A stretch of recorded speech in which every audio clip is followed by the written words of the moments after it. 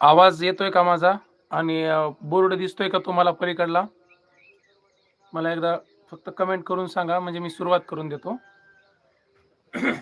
बघा, आपला कुक्कुटपालनाचा भाग सुरू करायचा आज.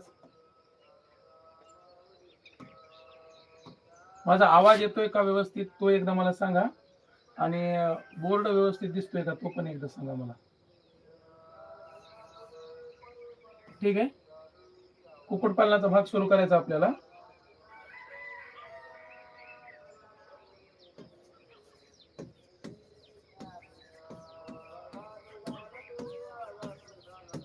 कुक्कुटपालनाच्या मुद्द्याला मला कमेंट करून सांगा, म्हणजे लक्षात येऊन जाईल.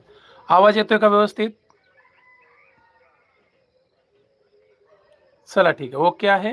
हा, चालेल. मध्ये मध्ये मला फक्त कमेंट सांगा आवाज आणि हे जर नाही आलं तर. तसं इथं व्यवस्थित येते, काही प्रॉब्लेम नाहीये. व्हिडिओ पण क्लिअर दिसेल तुम्हाला. चालेल. मुद्दा आहे कुक्कुटपालन. आता कुक्कुटपालनाच्या मुद्द्यामध्ये 3 विषय मी तुम्हाला मागच्या वेळेस जसे सांगितले होते तसं. पहिला मुद्दा येतो ओळख, दुसरा मुद्दा येतो निवड, तिसरा मुद्दा येतो ह्या व्यवसायामध्ये ज्यावेळेस तुम्ही उतरताय तर कुक्कुटपालनाची या व्यवसायाची ओळख, त्याच्यानंतर प्रकार, कुक्कुटपालनाचा प्रकार मी जो करणार आहे या 3 व्यवसायाच्या नुसार ह्याच्यामध्ये एक महत्वाचा मुद्दा आहे. आता तुम्ही ओळख, निवड आणि प्रकार शिकल्याच्या नंतर मग हे मुद्दे येतात. कोणते? सगळ्यात पहिला शेड व्यवस्थापन, इथे स्टार करतो, शेड, आणि त्याच्यानंतर येते तुमचं खाद्य व्यवस्थापन. आता मी थोडंसं सविस्तर ह्या गोष्टीवरती घेतो, थोडासा वेळ जाईल, परंतु लक्षात घ्या मुद्दे. हे कटत नाहीये ना जास्त? डोकं वगैरे कटायले का?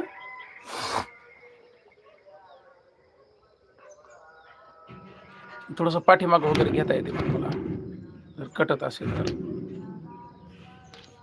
नाही, हा, कटत नसेल बहुतेक. कटत नाहीये ना? समोरचा उजेड जरासा यायलाय, पण ठीक आहे, काय प्रॉब्लेम नाही. मी बोलून दाखवतोय. ओके, ठीक आहे. बघा,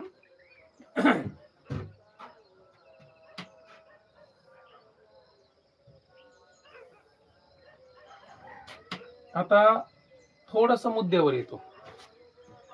बघा, आपण जे प्रशिक्षण आयोजित करतो त्याच्यामध्ये सगळ्यात महत्वाचा मुद्दा आहे गावरान कुक्कुटपालन. गावरान कुक्कुटपालन, हा, आपण लेअर फार्मिंग, ब्रॉयलर फार्मिंग किंवा निम गावरान ज्याला म्हणतो आपण, कावेरी, डीपी, RIR किंवा सोनाली, कडकनाथ, गिरिराज म्हणतो. कडकनाथ तशी देशी मध्येच येते, ह्या जातीवर विशेष नाहीये.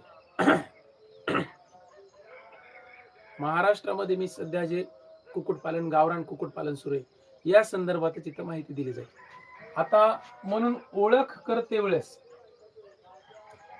कोंबड्यांच्या जाती आणि महाराष्ट्रातलं कुक्कुटपालनाचं मार्केट हे तुम्हाला माहित असलं पाहिजे. महाराष्ट्रामध्ये सगळ्यात जास्त कोणती कोंबडी कापल्या जाते चिकनसाठी? साहजिक आहे, ब्रॉयलर. ब्रॉयलर फार्मिंग ही एक मांस उत्पादनासाठी मार्केट मधली मांसाची भूक, मांसाची भूक भागवण्यासाठी जे काही इथे चाललंय, मांसाची भूक भागवायची.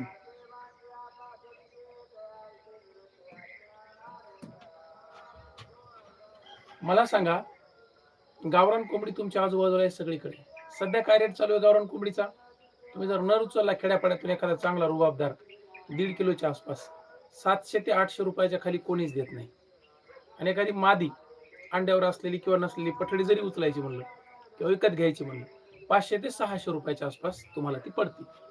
मग आता जर समजा तुम्ही नॉर्मल बजेट म्हणजे सो अँड सो, आपलं काय लय काय आपण रईस, श्रीमंत किंवा खानदानी जहागीरदार वगैरे नाहीये, मध्यम कुटुंबातल्या व्यक्तीला पाहुणा राहून आल्यावर असा 700-800 रुपयाचा नग जर कापायचा म्हणलं तर परवडते का? किंवा घरी जरी खायचा म्हणलं नाही परवडत. म्हणून ही गरज शास्त्रज्ञांनी, संशोधकांनी ही गरज लक्षात घेतली. गावरान कोंबडी ही कधीतरी खायचा विषय झाला. रेग्युलर मध्ये मांस कोंबडीचं जर उत्पादन करायचं असेल तर मग ह्या ब्रॉयलरची निर्मिती झाली. ब्रॉयलरचा काय विषय माहितीये का? 40 ते 45 दिवसामध्ये जवळपास 3 किलो पर्यंत ती मादी बनते किंवा तो पक्षी बनतो. आणि तो कटिंग केल्याच्या नंतर 2-2.5 किलो तर आरामात बसतो. म्हणून मार्केटमध्ये 150, पावणे 200, 200, 220 रुपये किलो मध्ये ह्या मांसाची विक्री होते. ते झालं ब्रॉयलर फार्मिंग. आता याचे फार्म तुम्हाला कॉन्ट्रॅक्ट पद्धतीने बी करता येतात आणि तुम्हाला घरगुती पण करता येतात. नाही मी माझे पक्षी आणणार, खाद्य खाऊ घालणार आणि मार्केटमध्ये नेऊन विकणार. चालेल ना. महाराष्ट्रामध्ये अशी कित्येक कुक्कुटपालन आहेत ब्रॉयलरची. भले मोठा शेड करतात, बॅचेस टाकतात, विशिष्ट कंपन्या येतात, त्या पक्षी तुम्हाला पुरवतात, त्या खाद्य पुरवतात, त्या औषधी पुरवतात, ते माहिती पण पुरवतात. तुमचं काम फक्त जागा उपलब्ध करून देणे आणि मेहनत करण्याची तयारी ठेवणे. एवढ्या गोष्टीमध्ये तुम्हाला आरामात उत्पन्न करता येतं. परंतु याच्यामध्ये काय मुद्दा आहे, फार जास्त मार्जिन नसते. खूप खाऊ घालावं लागते पक्षाला. फार बारीक सारी गोष्टी लक्ष द्यावं लागतं. वातावरण किंवा टेम्परेचर मेंटेन करावं लागतं. इथं थोडीशी नवीन लोकांना रिस्क आहे आणि मुनाफा थोडासा कमी आहे, कारण याची पट्टी दरवेळेस नवीन बनते. म्हणजे दररोज याची पट्टी असते. आता हे जिवंत पक्षी तुमच्या फार्मवरून तर जिवंत घेतला जातो. जिवंतचा जर विषय सांगायला झालं तर 80 रुपयापासून तर फार तर 100 रुपयापर्यंत याची पट्टी चालते. कोणती? ब्रॉयलरची.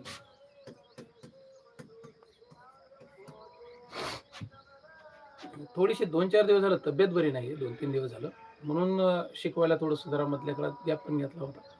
पण आता पण त्याच्यामुळे शिकवते वेळेस थोडासा डिस्टर्बन्स झाला तर समजून घ्या, ऍडजस्ट करून घ्या. तर हे 80 रुपयापासून 100 रुपयापर्यंत पट्टी असते. मग ते तुमच्या हातात नाही. आता 80 रुपयानं जरी तुमचे पक्षी गेले तरी तुम्हाला तेवढंच खाऊ घालावं लागले आणि 100 रुपयाने गेले तरी तुम्हाला तेवढंच खाऊ घालावं लागलं. मग इथला नफा किंवा मुनाफा आपल्या हातात नसतो. जी कंपनी रेट ठरवेल किंवा जो मार्केट रेट ठरवेल त्यानुसार ते विकलं जाणार. म्हणून ब्रॉयलर वरती लोक सहसा उतरत नाही. काही लोक काय करतात, निमगावरान. मग आता ठीक आहे, कारण गावरान पक्षाचा हा जो आपला गावरान असतो ना, मी तुम्हाला कुक्कुटपालनाचे प्रॅक्टिकल आपल्या शेडवरून दाखवणार आहे, त्याच्याबद्दल निश्चिंत राहायचं. पण काही गोष्टी मला मुद्दे इथून शिकवावे लागतात. आता ज्यावेळेस मी इथून शिकवणार त्यावेळेस तुम्हाला त्या गोष्टी कन्सेप्ट क्लिअर होतात, परंतु काही महत्वाची गोष्टी मी तिथून शिकवणार. तर गावरान पक्षाच्या वरती तुम्हाला याचं वैशिष्ट्य असं आहे, 6 ते 6.5 महिन्यापर्यंत हा पक्षी मोठा होत नाही. 6-6.5 महिन्याच्या नंतर अंड्यावर येतो आणि किंवा थोडासा हे होतो. त्या टायमाला याचं वजन किती असते, नर असला तर फार 1.5 किलो पर्यंत, मादी असली तर किलोच्या आतच. विशेष वजन झालं का नाही. मग केवढ्या किलो विकणार तुम्ही याला? 500-600 रुपये किलो आपल्याकडे कोणी घेते का? म्हणून मांसासाठी याच्यावर कमी. मग लोकांनी काय केलं, त्या गावरांचा संकर केला वेगवेगळ्या जातीशी. त्याला आपण निमगावरान म्हणू. निमगावरान किंवा संकरित गावरान, बरोबर आहे. किंवा आपल्याकडे त्याला सगळ्यात सोपं नाव आहे हैदराबादी. आपल्याकडचे लोक हैदराबादी त्याला म्हणतात बघा. मग हैदराबादी गावरान, या हैदराबादी गावरांवरती ज्यावेळेस तुम्ही काम करता का, त्यावेळेला तुमचं वजन बी भेटतंय, तुम्हाला अंड्याची संख्या भेटते. गावरान कोंबडी वर्षभरात अंडे किती देते? 140 ते 160च्या दरम्यान. पण तेच जर समजा तुम्ही या निमगावरान मधल्या एखाद्या जातीवर जर गेलात, तुम्हाला 250, पावणे 300 पर्यंत अंडे भेटते. ब्लॅक ॲस्ट्रोलॉपचा तर रेकॉर्ड झाला, त्यांनी तर भरपूर अंडे दिले. ह्या जातीवरती लोक. पण मुद्दा येतो मग निमगावरान किंवा हैदराबादी गावरान तुम्ही ज्यावेळेस करायला, तुमचे 2 उद्देश असतात. एक उद्देश तुम्ही मांस ठेवू शकता, दुसरा उद्देश तुम्ही अंडी ठेवू शकता. मार्केटमध्ये कोंबडीचे अंडे आणि कोंबडीचं मांस या 2 गोष्टीची नितांत आवश्यकता आहे. ती काळानुसार वाढत जाणार आहे, कमी होणार नाही. म्हणून गावरान कोंबडीचं कुक्कुटपालन, ज्यावेळेस मला गावरान कुक्कुटपालन करायचं त्यावेळेस माझा उद्देश काय आहे, कुक्कुटपालन करते वेळेस माझा उद्देश डोळ्यासमोर ठेवून मी उतरायचं. मांस, अंडी का लोकांना पिल्ले पुरवणे. आता याच्यात नवीन याच्यामध्ये जर तुम्ही उतरले तर पिल्ल एक उद्देश आहे बघा. मार्केटमध्ये कुक्कुटपालन करणाऱ्या लोकांना पिल्ले पुरवणे. मग त्याच्यासाठी तुम्हाला मुद्दा येतो की हॅचिंग युनिट तयार करायचं, इथं हॅचरी टाकावं लागत असते. मग 3 उद्देशामध्ये मला कधी पण ज्यावेळेस उतरायचं, 3च उद्देशामध्ये काम करायचं. एक तर मांसासाठी, अंड्यासाठी किंवा पिल्लांसाठी. मार्केटमध्ये मग मी ठरवायचा कुक्कुटपालनामध्ये मला उतरायचं, मी कोणत्या उद्देशाने उतरतो. आता हे समजून घेतल्याच्या नंतर तुमच्या लक्षात येईल. मग सांगायचा मुद्दा आहे, अंडी आणि मांसासाठी ह्या 2 निमगावरांमध्ये ज्यावेळेस काम करायचं त्यावेळेस ह्या संकरित जाती आहेत. संकरित कोणकोणत्या आहेत मग उदाहरण सांगतो तुम्हाला. संकरित जातीमधला जर विचार केला, कावेरी, गिरिराज, वनराज, पाथर्डी, पाथर्डी गावरान म्हणतो त्याला आपण. त्याच्यानंतर तुमची सातपुडा ही पण त्याच्यातच येते संकरितमध्ये. त्याच्यानंतर तुमची चैतन्य, सोनाली, हे सगळं डेव्हलप RIR, डीपी क्रॉस म्हणतो त्याला आपण. त्याच्यानंतर ह्या सगळ्या जाती आहेत ना, ह्या विशिष्ट उद्देशानं तयार केलेल्या आहेत. मग हिचा आणि हिचा गावरांचा आणि हिचा फरक काय असतो? गावरांना मोठं व्हायला कमीत कमी 6 महिने लागतात. ह्या जाती तुमच्या 2.5 ते 3 महिन्यामध्ये, 2.5 किंवा 3 महिन्यामध्ये तुमच्या 1.5 किलोपेक्षा बी पुढे जातात. गावरांचे अंडे लय झालं तुम्हाला वर्षभरामध्ये 150 ते 160 अंड भेटल. याच्यातल्या काही काही जातीचं 250, 250, 350 बी अंड भेटते तुम्हाला काही काही जातीमध्ये. साहजिक आहे, मांस लवकर वाढायले, वजन जास्त वाढायले म्हणजे यांना खायला जास्त लागणार आहे. या गावरांच्या तुलनेमध्ये खाद्य जास्त लागणार आहे. दुसरा मुद्दा, अंडी जास्त द्यायलेत म्हणल्याच्या नंतर त्या अंड्याच्या आकारामध्ये किंवा क्वालिटीमध्ये फरक पडणार आहे. ही गोष्ट साहजिक आहे. मग तुम्ही ठरवायचं याच्यावर उतरायचं का याच्यावर उतरायचं. आता मुद्दा येतो, ह्याचं मार्केट कोणतं आहे? निमा गावरांचं मार्केट हे तुमच्या आजूबाजूला ग्रामीण भागामध्ये, शहरी भागामधले जे काही कुक्कुटपालनाचे फार्म, कोंबड्यांच्या मांस विक्रीचे दुकान आहेत, तिथं याचे पक्षी जातात. तुमचे कावेरीचे, डीपी क्रॉस, RIR सगळे पक्षी घेतले जातात. सोनालीचे पक्षी बी आपला सध्या मार्केटला आहेत. परंतु याची किंमत, पुन्हा तिथंच मुद्दा आला, ही सहसा 150 ते 200 रुपयाच्या 150 ते 200 रुपयाच्या आसपास राहते पट्टी किलोची. पुन्हा तिथेच मुद्दा आला, ही जी पट्टी आहे, माझा व्हिडिओ आणि आवाज व्यवस्थित आहे का मला एकदा सांगा बरं मध्ये मध्ये, कारण माझा मोबाईल पाठीमागे आहे, आज कोणी नसल्यामुळे थोडंसं हे व्हायलंय. आवाज क्लिअर आहे का माझा आणि व्हिडिओ व्यवस्थित आहे का? एक कमेंट करून सांगा. मी थोडासा बाजूला आहे ओके. हा, थोडासा समोरचा लाईट पडतोय स्क्रीनवर, समोरून लाईट येतोय, मला लक्षात येतोय, दिसत नसेल पण मी सांगतो ते मुद्दे फक्त नोट डाऊन करा. नंतर याचा थोडासा फोटो काढून टाकतो मी तुम्हाला, काही विषय नाही. जसं ऍडजस्टमेंट, आता शेतामध्ये आलोय, आता हा झाल्यानंतर परत मला शूट करायचं आहे कुक्कुटपालनाच्या सगळ्या गोष्टी, त्याच्यात त्या तुम्हाला टाकायच्या, ठीक आहे ना? हा, तर तो मुद्दा येतो की हैदराबादीचा पट्टीचा विषय येतो. आता मग हे तुम्हाला करायचं का नाही हा तुमचा वैयक्तिक भाग झाला. तुम्हाला म्हणजे त्याच्यात उतरायचं नाही उतरायचं, याच्या संदर्भात कावेरीचे किंवा सोनालीचे जे काही आजूबाजूला फार्म आहेत, त्या फार्मवरती तुम्हाला जाऊन व्हिजिट करावे लागतील. व्हिजिट केल्याच्या नंतर त्या सगळ्या गोष्टी इथं डोक्यात लक्ष ठेवा, ठीक आहे? आता मी येतो मुद्दा गावरांवरती. हा मुद्दा सगळ्यात महत्वाचा, गावरान कुक्कुटपालन. बघा, जगाच्या पाठीवर हजारो वर्षांचा इतिहास आहे, हजारो वर्षांचा इतिहास आहे. गावरान कुक्कुटपालन हा जो मुद्दा आहे तो आपल्याकडे कंटिन्युअसली पूर्वापार पिढीपासून चालू आहे. कोणता? गावरान कुक्कुटपालन. ह्या गावरान कुक्कुटपालना संदर्भात तुम्हाला विशेष काही करायची गरज नव्हती आजपर्यंत.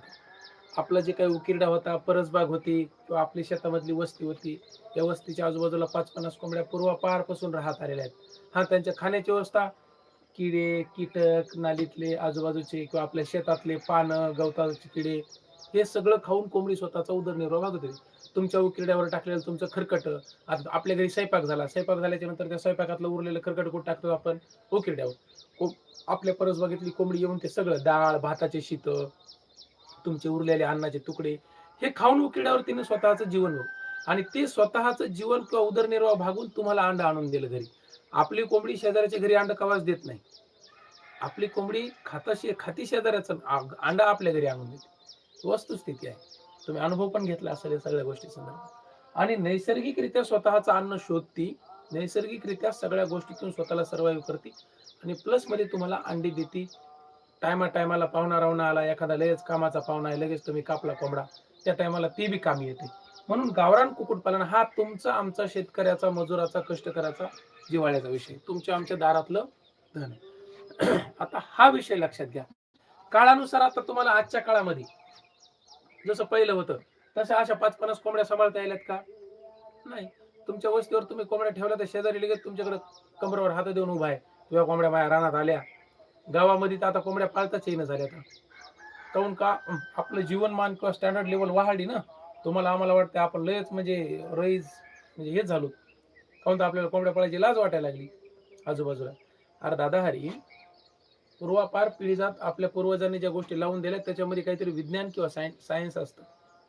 आपल्या परसबागेमध्ये कोंबडी होती कारण तुम्ही मला सांगा 25 वर्षापूर्वी, आजपासून 20-25 वर्षापूर्वी मी ज्या भागामध्ये आहे, ग्रामीण भागातून आहे, आमच्या इकडच्या घराच्या समोरच्या ज्या नाल्या असतात त्या नाल्यामध्ये 12 महिने खळखळ पाणी वाहायचं आणि ते बी क्वालिटी पाणी व्हायचं. कधीच आमच्या नाल्याचा वास आला नाही आमच्या लहानपणी आम्हाला. का? त्या रस्त्याने खेळायचो आम्ही. त्याच रस्त्यावर फुफुट्यामध्ये खेकण्यामध्ये दिवसभर काही खेळायच्या, गोट्या खेळ, इटी दांडू खेळ, कुरघोडी खेळ, कुकूचिकू खेळ, सुरपाट्या खेळ, त्या लहानपणी खेळायचो. त्यावेळेस कधी वास आला नाही. का? तर त्या नालीच्या आजूबाजूला आमच्या 4-5 तरी कोंबड्या फिरायच्या. त्या नालीत ते सगळे डास उत्पन्न होणारे आळ्या, कीटक, किडे, हे सगळं गांडूळ, शिदड फिदड ते सगळं खाच्या. कोंबड्या खात होत्या आणि त्यानं काय होत होतं, स्वच्छतेचं सायकल मेंटेन होत होतं. आमच्या उकिरड्याचा कवाच कुचळ किंवा कुमट वास आम्हाला आला नाही. का? आमच्या उकिरड्यावर टाकलेली प्रत्येक गोष्ट त्या कोंबड्यांनी खाल्लेली आहे, हिचकू हिचकू. पण कोंबडी नुसतं खात नाही, पुरं पायानं उकरीतीन ते सगळं मोकळं करते. एखादा कुजण्यासारखा पदार्थ ज्यावेळेस एका जागी पडून राहतो त्यावेळेस त्याच्यात आसाडी पडून वास होत असतो, तर कोंबडी त्याला त्याच्या पायानं पूर्ण हिचकून मोकळं करीत असते. निसर्गानं त्या पक्षाची त्या ठिकाणी ठेवण केली होती. पण तुम्ही आम्ही हे सायकल बिघडून टाकलं. कुचळ ढग वास यायला त्याचा आपल्या उकिरड्याच्या आपल्याला. नालीमध्ये तर नालीच्या जवळ तुम्ही जाऊ शकत नाहीत, गटार होऊन बसले त्याचे पुरेला पुरे. ग्रामीण भागातला विषय सांगतो. शहरी भागातल्या नालीमध्ये कोंबड्या मरत्या तुमच्या कोंबड्या गुदमरून, इतका कुचळ वास येते शहरातल्या गटारायचा. शहरातल्या गटाराचा विषय नाही चालला, ग्रामीण भागातल्या नालीचा विषय चालू. तर कोंबडी ही सर्वाईव्ह करायची त्या भागामध्ये. गावरान कोंबडी ते नेचर होतं. आजकाल ते नाही राहत कारण कोंबडीच नाही राहिली. 5-50 कोंबड्या ह्या कोपऱ्यात, 5-50 कोंबड्या त्या कोपऱ्यात, गावाच्या आजूबाजूला राहायच्या. तुम्ही घरी समजा मेथी आणली, कोथमीर आणली, पालक आणली, या भाज्या निसल्याच्या नंतर उरलेले जे देठ किंवा हे असायचे ते उकिरड्यावर जायचे. कोंबडी ते पानं कुरतडून खायची. कोंबडीचं ते भाजीपाल्यातला घटक होता. टमाटर एखादं खराब निघालं आपण लगेच उकडं फेकून द्यायचं. ते खराब म्हणजे दबलेलं, चमटलेलं किंवा इकडून जरसं हे झालेलं ते टमाटर कोंबडी खायची. यानं तिची भूक भागायची. आजकाल त्या गोष्टी दूर झाल्या कारण आपली कोंबडीच राहिली नाही आपल्या उकिरड्यावर. उकिरडेच राहिले नाही. सगळे डस्टबिन झाले, ते कचऱ्याचे ढेगार होऊन बसले. असू द्या, तो भाग आपला नाही. तर गावरान कोंबडी म्हणजे स्वतःचा उदरनिर्वाह भागवणारी गोष्ट. आजच्या काळामध्ये अशा आपल्याला घराच्या शेजारी पाळता येतात का? नाही, पाळू शकत नाहीत आपण. म्हणून मग आपण काय करायचं, आताच्या काळामध्ये सध्याच्या कुक्कुटपालनाला बंदिस्त स्वरूप द्यायलो किंवा फ्री रेंजचं आपल्या शेतामध्ये, आपल्या भागामध्ये कंपाऊंड करून पद्धतशीरपणे, समजा तुमचा एरिया आहे, हे तुमचं शेत आहे, या शेतामध्ये लोकांनी काय केलं, एक सुंदर असा शेड तयार केला आणि त्या शेडमध्ये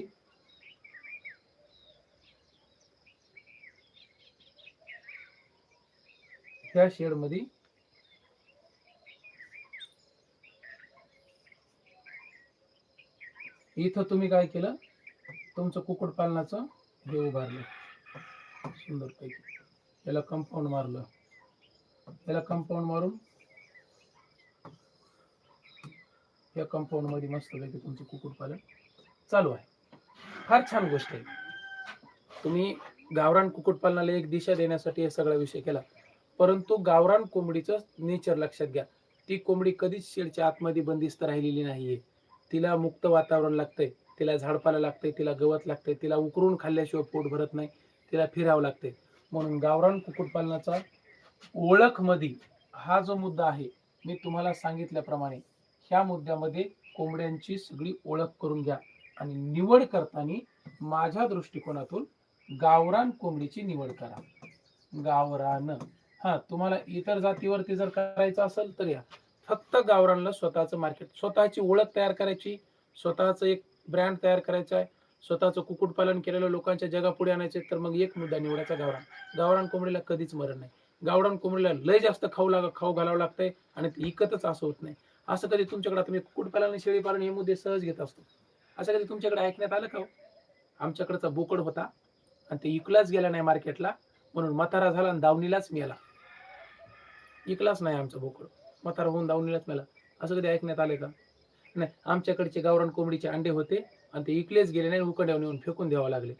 अरे इकले नाही तर तू खाय, बरोबर आहे का नाही? आणि तुझ्या गळ्यात माळ आहे, तुला जमत नाही तर मग ठीक आहे, मग काय कर, इकले गेले नाही 15 कोंबडे अंडे घे, एक खुडूक कोंबडी घेऊन त्याच्यावर बसव, त्याचे पिले काढ, काढलेले पिले इक, पिले इकले नाही तर मोठे कर, मोठे झाल्यावर कोंबड्या इक.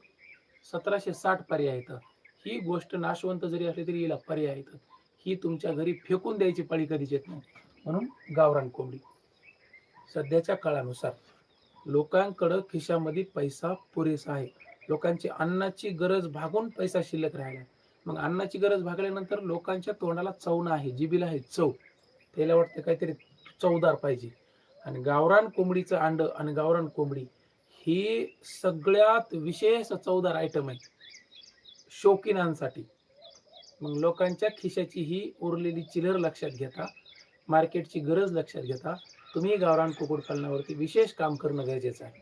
म्हणून निवडताना गावरान. आता प्रकार, कुक्कुटपालनातला कोणता प्रकार निवडायचा? मी पक्षी कोणता निवडलाय? प्युअर गावरान. पण गावरानला गावरानच्या पद्धतीने सांभाळा, बरोबर आहे का नाही? गरीबाचं लेकरू जर समजा तुम्ही लग्न करून घरी आणलं तर ते गरीबाचं लेकरू कसंही ऍडजस्ट करेल. तुम्हाला त्यानं काम केलेलं असलं तुमच्याकडे, जसं त्या लेकराचं पहिलं आयुष्य गेलेलं आहे. आता एखादं चांगलं श्रीमंताचं लेकरू करून आले, चल माहिती तू रानामध्ये, येईल का ते? नाही. ते म्हणते माझ्या बापानं का मला रानात नेलं नाही, तुमच्या इथे रानात काम करू का? जसं ते लहानपणापासून जगले त्याच्या कलनं घ्यायचं, हळूहळू हळूहळू हळूहळू. जसं त्या लेकराच्या कलनं घेतात का, तसं ह्या कुक्कुटपालनात कोंबडीच्या कलनं घ्या. कोंबडीच्या कलनं कसं घ्यायचं? गावरान कोंबडी आहे ना ती, तिला थोडीशी मोकळी जागा लागेल, तिला थोडंसं उकळायला लागेल, तिला थोडंसं खायला लागेल. या सगळ्या गोष्टीच्या दृष्टिकोनातून जर विचार केला तर गावरान कुक्कुटपालन हे फ्री रेंजमध्ये करावं लागते. आता फ्री रेंजमध्ये ज्यावेळेस करायचं, माझ्याकडं कुक्कुटपालन करण्यासाठी एक मोकळी जागा पाहिजे. मोकळी जागा म्हणजे मला माझ्या कुक्कुटपालनाच्या पक्ष्यांना बाहेर फिरायला त्या मोकळ्या जागेमध्ये. आता बघा, मी काही महत्वाचे मुद्दे तुम्हाला सांगतो कुक्कुटपालनातले. बघा, सगळ्यात महत्वाचं शेड, दुसरं जमीन, त्याला फ्री रेंज साठी, फ्री रेंज साठी. त्याच्यानंतर झालं खाद्य,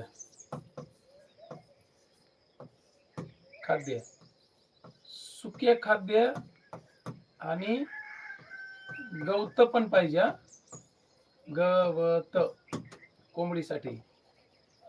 आणि माहिती असलेली माणसं, माहिती असलेली, ज्याला कुक्कुटपालनातलं माहिती आहे, बरोबर आहे. आणि तुम्हाला वैयक्तिक कुक्कुटपालनाचा अभ्यास पाहिजे. बाकीच्या गोष्टी कोणत्या? हा, कुक्कुटपालनासाठी शेड सांगितलं सर. आता एक मिनिट, याला बाजूला घेतो.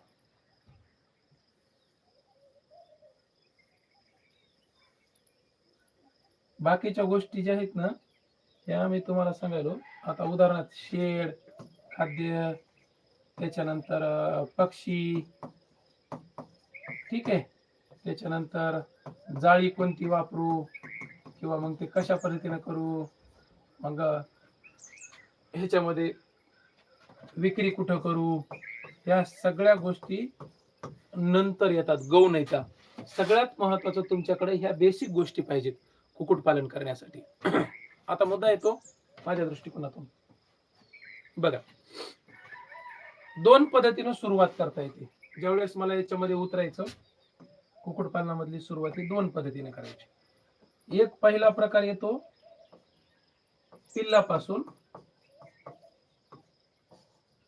आणि दुसरा मुद्दा येतो अंड्यावरल्या कोंबडीपासून.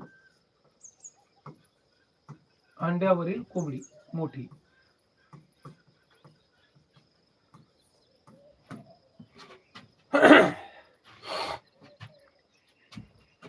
माझा शेड तयार झाला. तुम्ही सांगितल्याप्रमाणे शेड केला मी. पद्धतशीरपणे कंपाऊंड मारलं, जाळी मारली, जाळीच्या वरती परत एक मुर्गा नेट मारली, खालून व्यवस्थित हे करून घेतलं, कंपाऊंड झालं, मध्ये झाडं लावले संरक्षणासाठी किंवा सावलीसाठी सुंदर पद्धतीने, आणि मोठ्या कोंबड्या आणल्या. डायरेक्ट अंड्यावर आलेले पक्षी आणले. एक 500, 1000 किंवा 200 पक्षापासून मी सुरुवात केली. मग रोजची रोज पद्धतशीरपणे आणल्याच्या नंतर त्याला जंतनाशक केलं. जंतनाशक केलं, रोजचं खाद्य टाकतोय, संगोपन करतोय, टोपले ठेवले तर, आणि आलेल्या कोंबड्यांतून अंडे देता येतात. ते अंडे मी मार्केटला विकतोय. इथे फक्त मला सगळ्यात महत्वाचं म्हणजे विक्री व्यवस्थापनावर भर द्यायचा आहे. जे अंडे आहेत ते याच्यामध्ये सोपं आहे. तुम्हाला फार डोकं लावायची गरज नाही.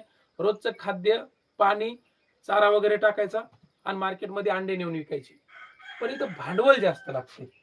इथं ज्यावेळेस तुम्ही याच्यावर करतात ना, त्यावेळेस थोडस तुम्हाला भांडवल, कोंबडीपासून करायचं असेल तर भांडवल जास्त लागते, म्हणजे पैसा. आणि पिल्लापासून जर करायला गेले तर इथं तुमच्याकडं संयम आणि अभ्यास लागतो. संयम आणि अभ्यास. आता कसं दोन गोष्टी ते सांगतो.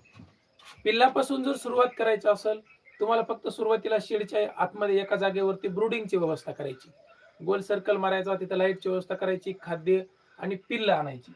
जनरली पिल्लापासून सुरुवात करत असताना मार्केटमध्ये आज गावरान कोंबडीचं पिल्लू जर म्हणलं तुम्ही 50-55 रुपयापासून तर 70-80 रुपयापर्यंत क्वालिटीनुसार तुमच्या संपर्कानुसार भेटायले मार्केटमध्ये आज.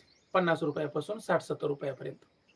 मग अशी 1500 पिल्ला आणायची, रोजची व्यवस्था करायची, आणि त्या पिल्लांना 31 ते 35 दिवसाचे होईपर्यंत एका शेडच्या आतमध्ये ब्रूडिंग करायची. ब्रूडिंग केल्याच्या नंतर हे पक्षी फ्री रेंजला माझ्याकडे बाहेर येणार. म्हणजे पिल्लापासून सुरुवात केल्याच्या नंतर तुम्हाला उद्या उत्पन्न कधी होणार आहे हो? पिल्लापासून सुरुवात केल्याच्या नंतर 6 ते 6.5 महिन्याच्या नंतर माझी पिल्ल मोठी झाल्याच्या नंतर मला अंडे सुरू होतील. त्यातले नर वेगळे करावे लागतील मला काही दिवसानं, आणि माद्या वेगळ्या कराव्या लागतील. जनरली नाही जरी म्हणलं 40-50% नरांचं प्रमाण येते. मग 40-50% आलेले नर ही बाजूला करायचे, आणि त्या माझ्या कोंबड्या उद्या अंडे देतील. आता गावरान कोंबडी सहसा कोणी मांसासाठी वापरत नाही. हा, जी कोंबडी खुडूक व्हायली किंवा जी कोंबडी लय जास्त अंडे देणं झाली, अशा कोंबड्या आपण माणूस कटिंगला विकतो. किंवा नर ह्यातले आपण 1000 पक्षी पिल्ले टाकले, 1000 पिल्ल्यातले मला 400-500 नर तयार होणार आहेत, आणि 400-500 माद्या. मग तयार झालेले नर मी कटिंगला मार्केटला देऊ शकतो, एवढं. पण माद्या ह्या सहसा अंड्यासाठी तयार कराव्या, माझं म्हणणं. पण अंड्यावरच्या जर कोंबड्या आणल्या मी डायरेक्ट मोठ्या, इथं मला कोंबडी 500 ते 600 रुपयाला भेटते, चांगली मोठी मादी. 500 ते 600 रुपयाची जी मादी आहे ती एक मादी मला 500 ते 600 रुपये. इथं मग भांडवल जास्त लागायले, म्हणजे मला पैसा जास्त लागायला. पण सुरुवात दोन्ही पासून मी कोणत्यापासून बी करा. तुम्ही स्वतःला विचारा, मी पिल्लापासून सुरुवात करायला योग्य आहे का मी कोंबडीपासून सुरुवात करायला. रिस्क जर घ्यायची नसेल सुरुवातीला, म्हणजे तुमचा अभ्यास थोडाफार कमी आहे, सर मी अनुभवातून थोड्याफार गोष्टी शिकणार आहे, मग तुम्ही थोडासा पैसा जास्त लावा. तुम्ही डायरेक्ट मोठ्या कोंबड्या आणा, त्यांना डिवर्मिंग करून बघा. मोठ्या कोंबड्यांना तर लसीकरण सगळं करता येत नाही, फक्त लासोटाची तेवढी लागू होती. लासोटाची दर महिन्याला देऊ शकतो तुम्ही. त्या गोष्टी मी वारंवार पुढच्या याच्यात शिकवल्या. इथं काही नाही, फक्त आणायच्या कोंबड्या, खाण्यापिण्याकडे लक्ष ठेवायचं, आजाराकडे लक्ष ठेवायचं. थोडंसं वातावरण कमी झालं तर लगेच औषध पाणी करायचं. पिल्लांच्या संगोपनासाठी तुम्हाला एक तर पिल्लू घेताना गावरान आहे का नाही हे कळत नाही, पहिला मुद्दा. इथं पिल्लांना भांडवल कमी लागतंय, पण इथं थोडी रिस्क कशी आहे बघा. एक तर ते बारकं पिल्लू बघून तुम्हाला ठरवता येत नाही हे प्युअर गावरानच आहे का संकरित आहे. दुसरा मुद्दा, दुसऱ्याकडून पिल्लं तुमच्यापर्यंत आणण्यासाठी प्रवासामध्ये पुन्हा तुम्हाला प्रॉब्लेम होऊ शकतो. तिसरा मुद्दा, तुमच्या पैसे आणल्याच्या नंतर त्याला 1-1.5 महिना तरी ब्रूडिंगला ठेवायचे, तर 1-1.25 महिना तुमच्याकडे लाईट व्यवस्थित आहे का, सगळ्यात पहिला मुद्दा. कारण पिल्लांचं टेम्परेचर जरासं जरी कमी जास्त झालं तर तुम्हाला प्रॉब्लेम होते, पिल्लं दनादन मरतात. लाईट जर नसेल, गरमी जर व्यवस्थित नाही झाली, पिल्लं एकूण एकाच्या उरावर बसतात. आणि एकूण एकाच्या अंगावर बसल्याच्या नंतर जे सगळ्यात खालचं पिलू आहे ते दबून मरत आहे. ते काही आजारानं मरत नाही, काही नाही, पण त्याला ऑक्सिजनच घेता येत नाही, सगळे त्याच्या बोकांनी बसले ते दबून मरते. असं होतंय. म्हणून पिल्लांच्या संगोपनामध्ये हा सगळ्यात महत्वाचा विषय. तुमच्याकडे ब्रुडिंगचा सेटअप प्रॉपर आहे का? ते ब्रुडर, मग ते गॅस ब्रुडर असो किंवा गरमी तयार करणारे. दुसरी गोष्ट, खाद्य लागतंय प्री स्टार्टर किंवा स्टार्टर. तिसरी गोष्ट, पाण्यामध्ये सतत तुम्हाला लिव्हर टॉनिक, मल्टीव्हिटॅमिन, वेळेप्रसंगी वातावरण बदललं किंवा पिल्लांच्या संडासमध्ये काही प्रॉब्लेम वाटायला लागला की लगेच तुम्हाला अँटीबायोटिक वापरावं लागतात. सर्दीसारखा प्रकार वाटायला लागला की लगेच तुम्हाला इंड्रो वापरावं लागतंय. या बारीक सारी गोष्ट. पर दुसरी गोष्ट, दर 8 दिवसाला त्याचे वॅक्सिनेशनचे डोसेस आहेत. तुमच्याकडे लस उपलब्ध होती का? लस उपलब्ध झाली तुम्हाला देता येते का? म्हणजे पिल्लांच्या संगोपनामध्ये या सगळ्या बारीक सारीक गोष्टींचा विचार करून करावा लागतो. मग सुरुवात करताना तुम्ही तुमच्या अभ्यासानुसार, मी काय म्हणलं होतं, तुमचा अभ्यास किती आहे त्याच्यानुसार तुम्हाला ह्याच्यावर उतरावं लागतं. मग कुक्कुटपालन जरी गावरान असलं तरी मी सुरुवातीला ह्या गोष्टी लक्षात ठेवू. आता दुसरा महत्वाचा मुद्दा, रेग्युलर रुटीन कसं असतंय आणि कुक्कुटपालनाच्या संदर्भात. आता बघा, बारकावा मुद्दा मी शेड कसा असतो किंवा कंपाऊंड कसं करावं लागतंय, ह्या सगळ्या गोष्टीच्या संदर्भाने आता मी एक पद्धतशीरपणे व्हिडिओ शूट करतो आज, आणि तो रात्रीच्या टायमिंगला टाकून देतो, जेणेकरून तुम्हाला कुक्कुटपालनाचा हा सगळा परिसर लक्षात येईल. आणि त्याच्यानंतर कोंबड्यांचे महत्वाचे आजार आणि त्याच्यावर बेसिक ट्रीटमेंट काय करता येतात या गोष्टीच्या संदर्भाने माहिती घेऊया. ठीक आहे. मग आता मी जसं शिकवलं तसं त्या जाळी, पक्षी, खाद्य, शेड आणि याची विक्री व्यवस्थापना शेवटी मुद्दा घेतोय. पण महत्वाचा मुद्दा येतो की कोंबडीच्या संगोपन आणि याच्या संदर्भात मी हा पूर्ण व्हिडिओ शूट करून आपल्या इथला जो प्रॅक्टिकल आहे फार्मरचा तो टाकेल, आणि तो व्यवस्थित बघायचा. तो आज रात्री अपलोड करतो, कारण रात्री इथं शेडच्या आतमध्ये ज्यावेळेस प्रत्येक मुद्दा दाखवायलो तिथं ते रेकॉर्ड करावं लागणार आहे.